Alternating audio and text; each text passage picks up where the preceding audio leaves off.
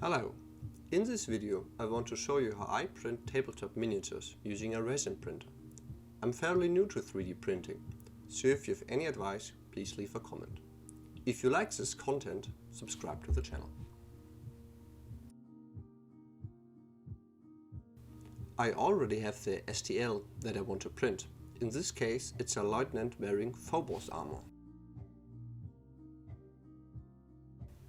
The slicer I use is Lychee, so let's open this file with it. The first thing I do is use the magic feature that will automatically align and support the object. Then I check if I like how it turned out.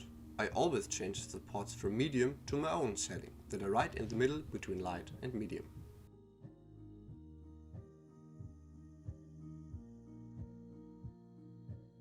Those work best for my printing.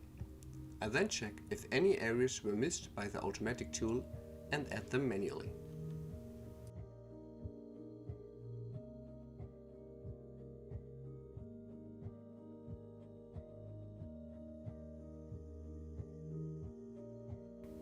I let the program add the braces for me, because I don't like placing them manually.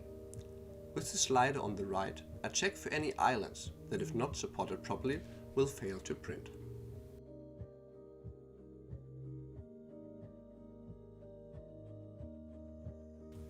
For this figure, making it hollow was not necessary, as it is a pretty small figure and I would have saved maybe 2 ml of resin.